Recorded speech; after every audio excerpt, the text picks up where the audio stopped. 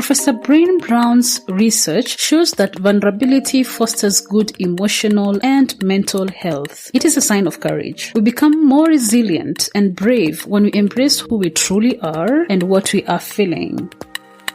The Vulnerable Scientist podcast is a space for scientists to tell their honest and authentic stories. I am your host, Sarah Nyakeri, who happens to be a scientist, informal science communicator, and I help scientists create personal websites. If you want to support this show, go to www.patreon.com/thevulnerable-scientist. You can also follow this podcast on all social media platforms at TV Scientist Pod.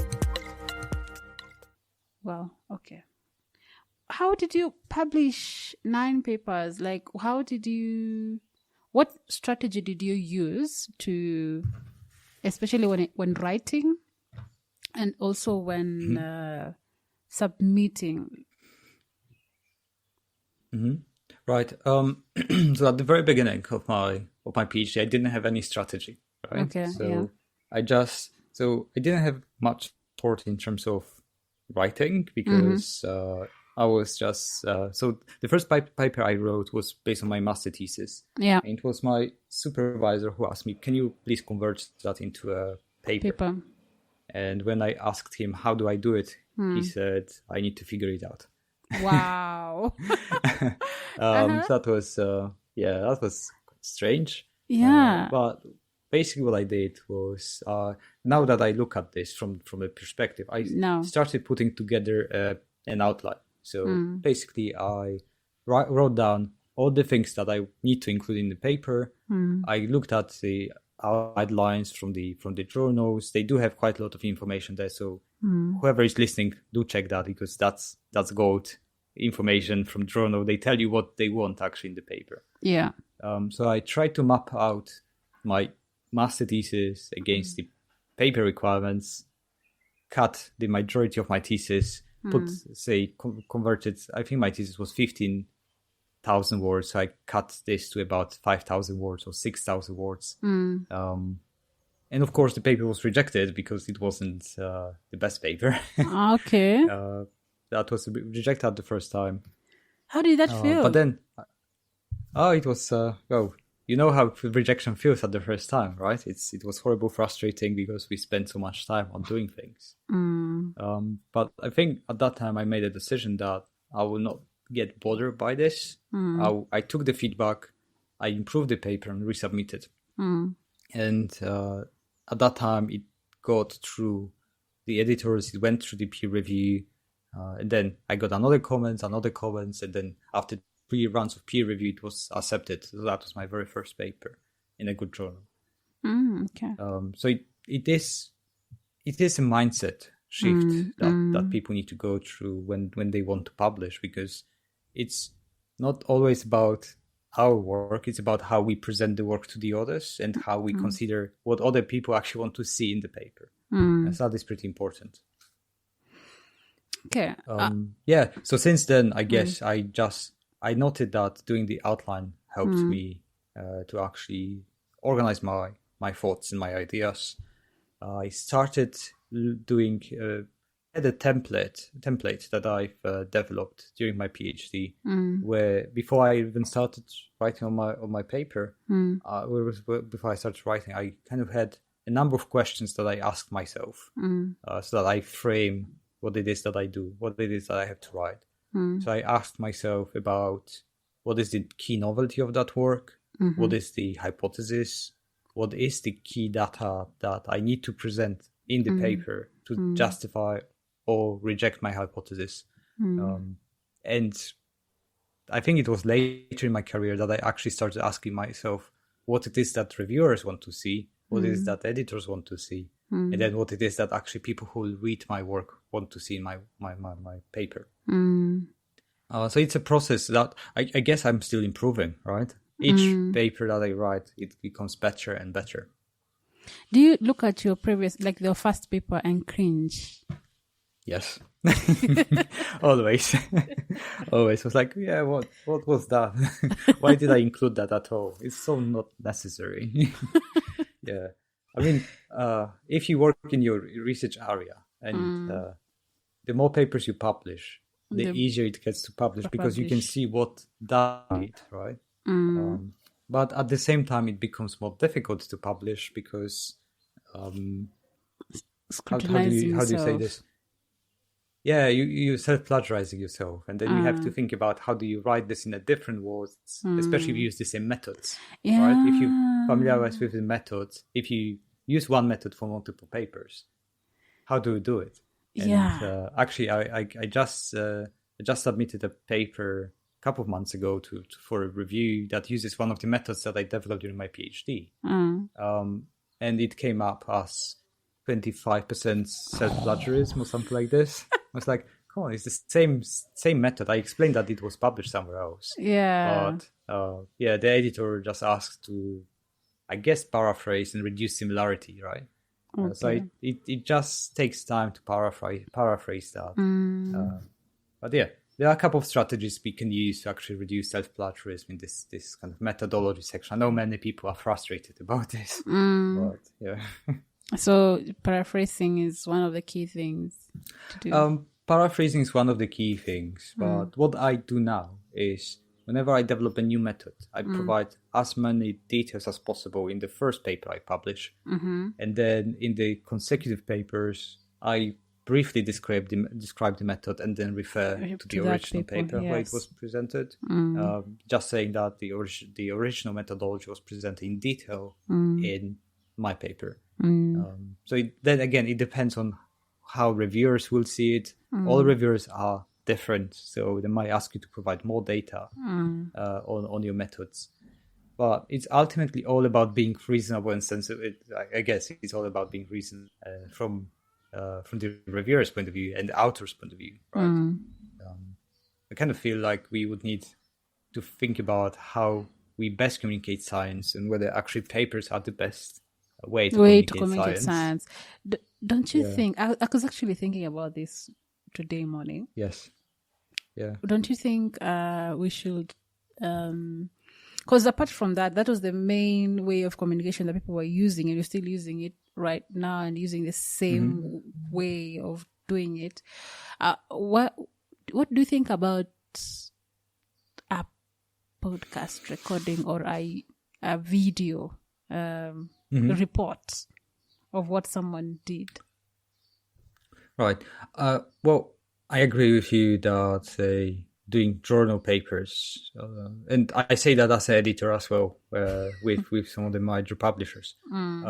So journals is the outdated way of doing communicating science. Yeah. Mostly because, well, years ago that was the only way to distribute science in the simple form. Yes. Now with social media, with any digital media, videos, podcasts, we got so many opportunities to actually communicate science with wider audiences, right? Because papers they tend to just be read by other academics within your field. So if your field is small, your paper will be read by 50 people if you're lucky. Yeah.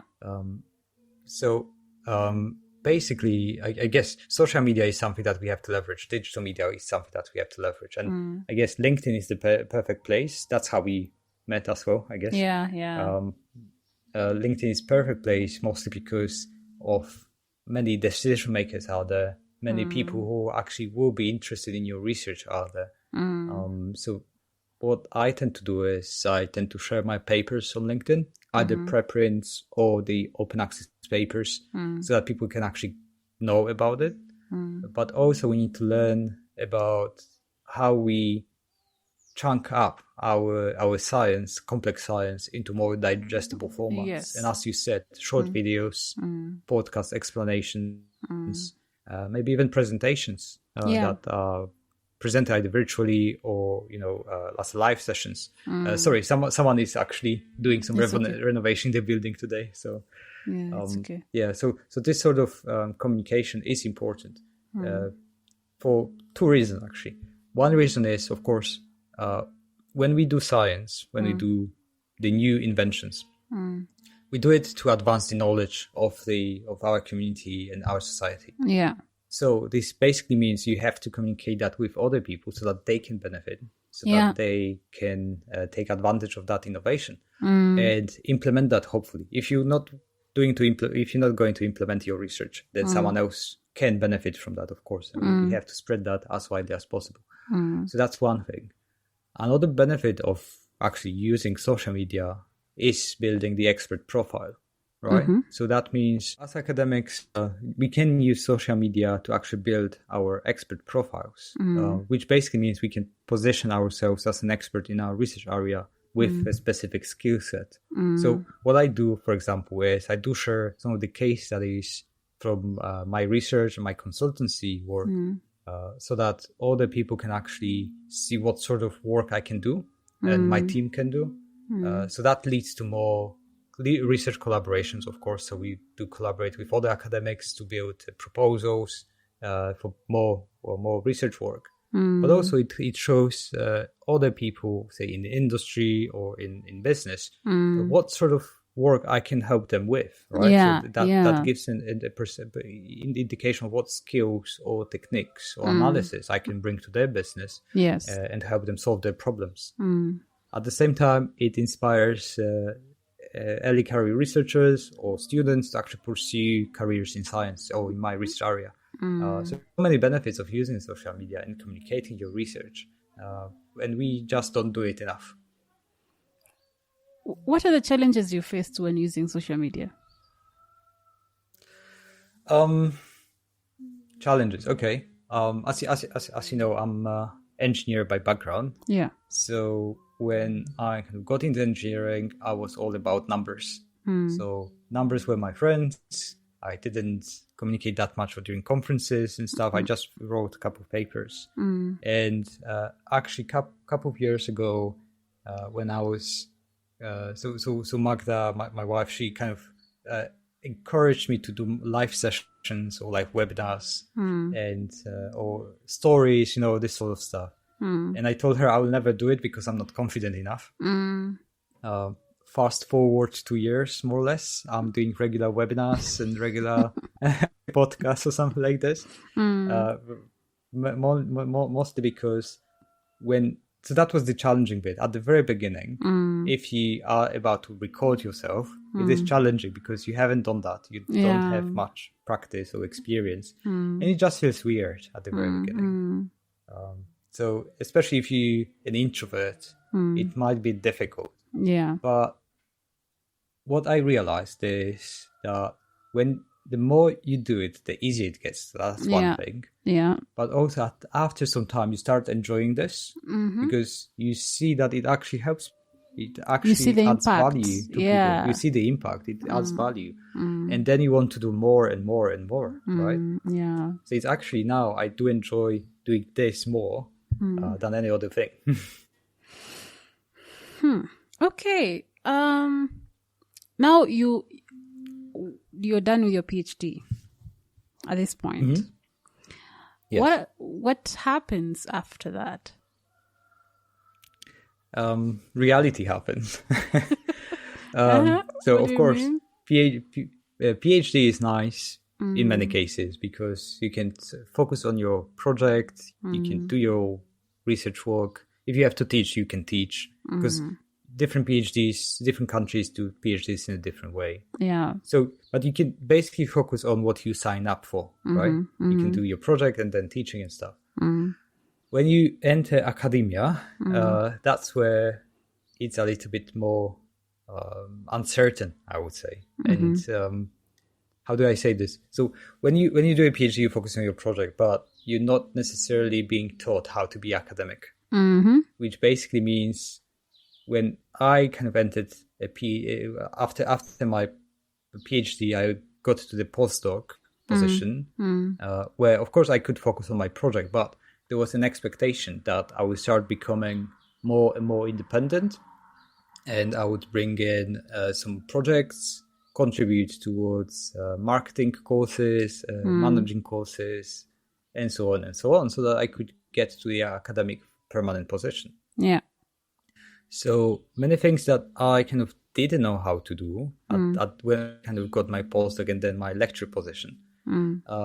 that was how to basically win proposals, right? How to write proposal in the first place. Because for my PhD, I just wrote one proposal, and that was it. It was very short. It was easy. But when you try to get external funding for your work, it is much more competitive. Yeah. And that's something I didn't realize when I entered academia, how competitive it is in terms of getting grants for research. Also, when you don't have projects, you don't always know where your next paper is coming. So coming up with the ideas might be challenging. And I guess when you really into the permanent academic job, so that was, I did my postdoc at a year after I got a permanent academic job in the open competition. So as an academic, you tend to wear many hats in terms of you teach, you manage courses. So this is what all I do. I did. So I did teach quite a lot on the engineering courses, manage some of the teaching groups as well. You're expected to do research on the projects that you won.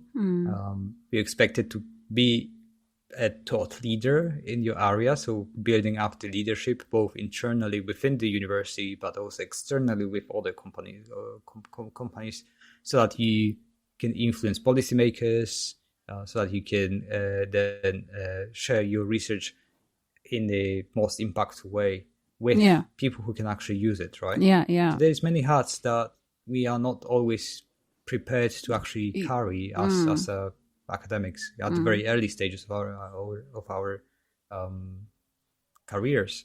But I guess when I was reflecting on this before we talked today, I just thought that, you know, for me this sort of getting so many different roles kind of came from the lack of confidence to do my own thing, right? Although I did that during my PhD, I always seek external validation. So whenever someone asked me to do it, I didn't want to offend them and just said, yeah, I'll do it. And then it kind of kept accumulating and accumulating. So that was one thing. And another thing is we don't really want to seem incompetent, because even though we haven't got formal training, say in marketing or development or something like this, what I realized, many people suffer in silence. So they try to work out things themselves rather than asking for help. So that's a problem, right? So that was the beginning. It was, that was the reality.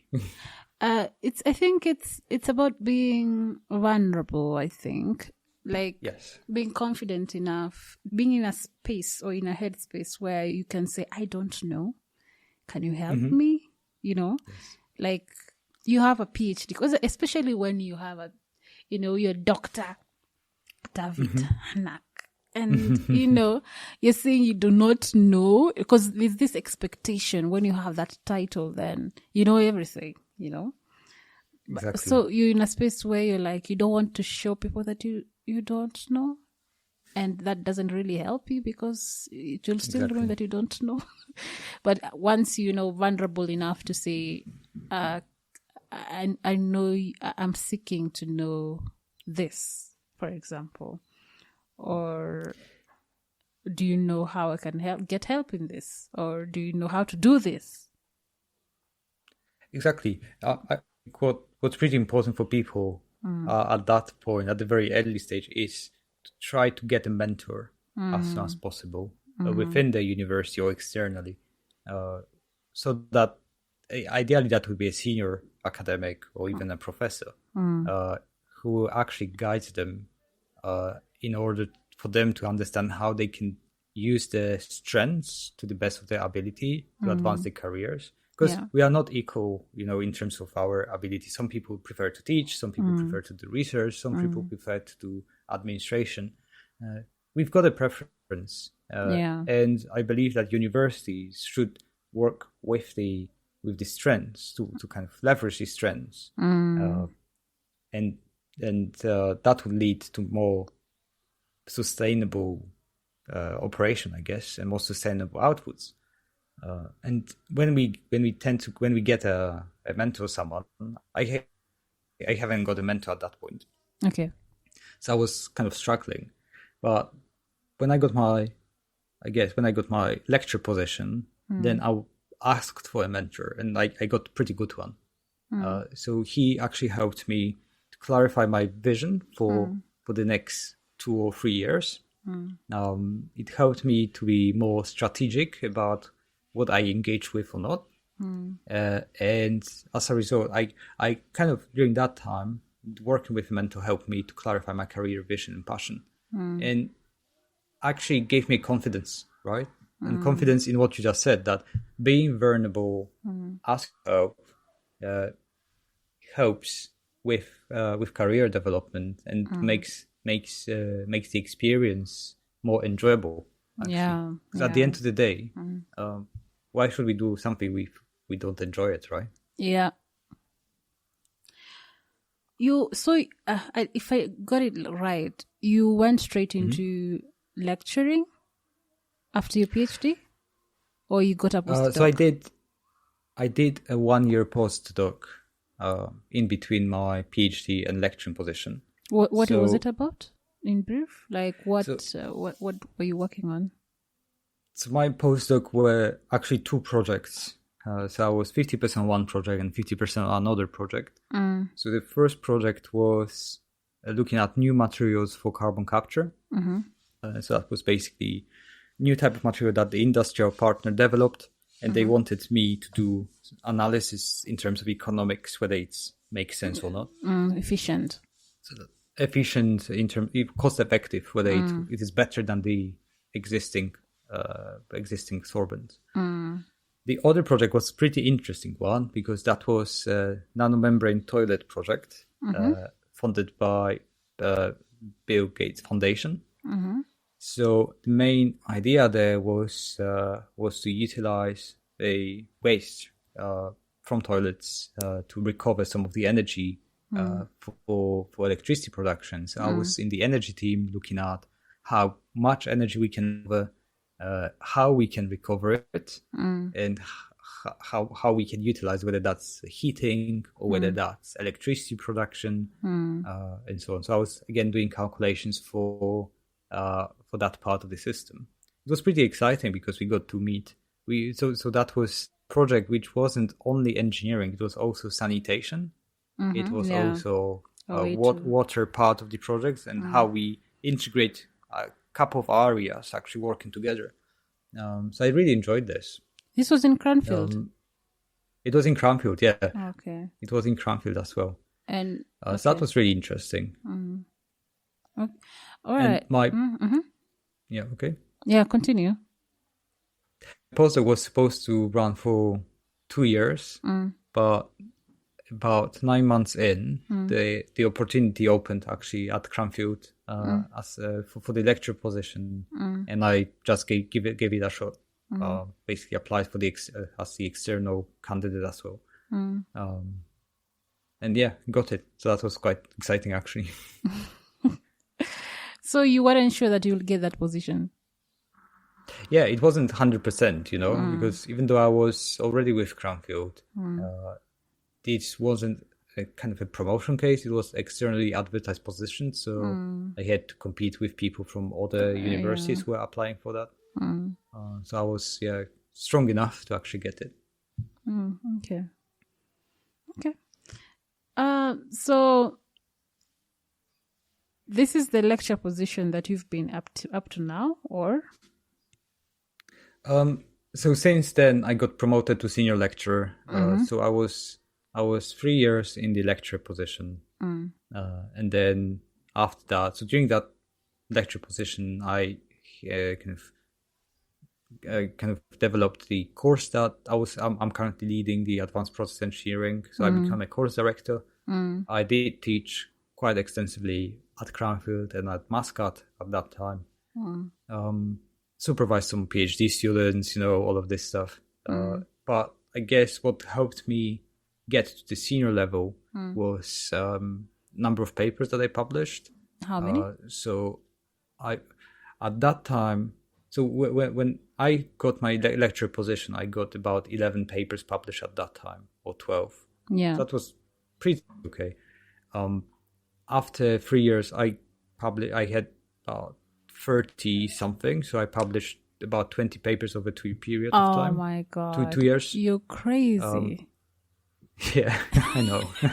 It wasn't just me, it was a teamwork, right? So you do have to recognize this, that it's not always me as a first author. So Okay. it's all about teamwork as well. And that also counts because at the end of the day, teams deliver work, right? Yeah. It's not the single person. So that's important to recognize. So yeah, I think papers helped. But what also helped was getting projects, getting industrial projects and research projects from Research Council. So that helps a lot. I guess whenever you are lecturer level, early career researcher, what is important is to look at what is the career pathway at your specific university. Each university should have more or less, I don't want to say promotion guidelines, but they might have like, what are the expectations from academics at different career levels. And as a lecturer, I actually was told that I have to perform at the senior lecturer level to get senior lecturer, and then you have to perform at the professor level to get to professor, right? You know, you always have to think one step ahead. Yeah.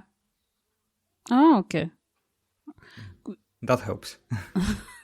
That's a good tip there. That's if you want a certain position, you act like that position. You Exactly. You just do level higher. Yeah. Always aim high. So what is next? Um Oh, sorry, So I'm you're currently saying yeah. you're saying something else about what made you get promoted apart from the papers. What else? So it's basically papers, proposals, PhD students, supervision. There's a number of criteria basically, but overall, I guess it's the vision for your independent research that helps. Having the clarity of what you want to achieve with your research, how you help people. That is what really matters at the end of the day. Because that's if you've got that vision, then you've got papers, then you've got proposals, papers, and so on. So was it an advertised position? No, so senior lecturer was a promotion case. So I had to put a promotion case together and submit that for evaluation. Okay, all right. Yeah. So and the senior lecturer position, you've had it for? So I've been in that position for 2 years now, or 2 years, 3 years, something like this. I guess 3 years. And how many papers so far? How many papers so far? Yeah, additional papers. So since then, I had 33 as a lecturer. So again, 20 papers plus. So last week we got another paper accepted, which made my 50 it's 56 right now as a total number of papers accepted. And about 10 papers in the pipeline. Wow. So you always have a pipeline of papers. I always try to keep 5 to 10 papers in the pipeline at each point of time. Again, my papers plus my PhD student papers plus my postdoc papers, you know. So it's always a team effort rather than an individual. Yeah. Yeah, amazing. Yeah.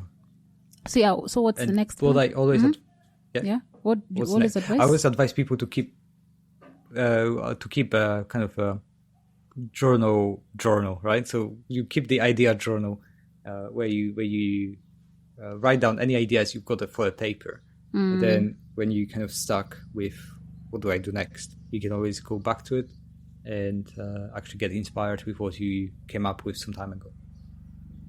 Like a journal, you write it down somewhere? Yeah, so I actually have a Excel file where I write down my my ideas with explanation what is novel about it, what it is that I need to do to demonstrate that novelty. Oh, the template. And how do I go about it? It's like a template. Yeah. I've got a list of 10 or 20 papers that I can do in the future. And I can use that with my students. I can use that as a master thesis, for example, and then we can publish that work and so on. So it helps because, you know, as an academic, you'll be writing lots of papers and you'll be reading lots of papers. Yeah. So you never know when the idea will come to your mind. So it's good to have a place where you can write it down so that you don't lose that idea. Yes. Oh, I love that. That's a good tip. It's a very good tip. Yeah. For someone who wants Thank to. you. Always do it since the beginning of my PhD, actually. Not that I think about it. Where did you get this from? I don't know, just came up with I need to write it down, and I just started writing it down. Okay.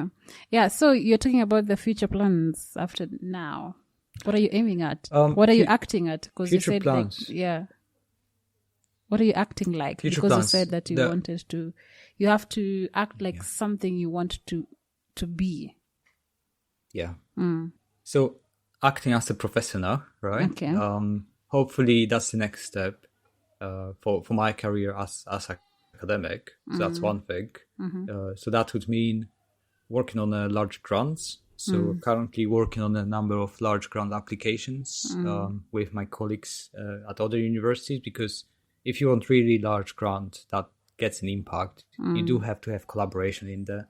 Yeah. We recently got a large grant, European large grant, with 26 other partners, where I'll be taking a leading role in the management committee. So that's something that really can help me to build a profit later on. But also on the motivated academic side, of course, that's where I really want to ramp up things. So that we help other researchers actually write papers, write proposals, build academic profiles. We're putting together a plan on what kind of webinars will we do, how often, how we will deliver that, because we want that clarity so that we can communicate that better with PhDs and postdocs right now. And we're talking to our community. So we've got a Facebook group and WhatsApp group, and we're actually talking to our community about the subjects they want us to help with, whether that's actually papers, proposals, communication. So working on that, and hopefully that will launch after the summer. So I guess August, September time, because we really want to take time to plan it out and make sure that it is feasible.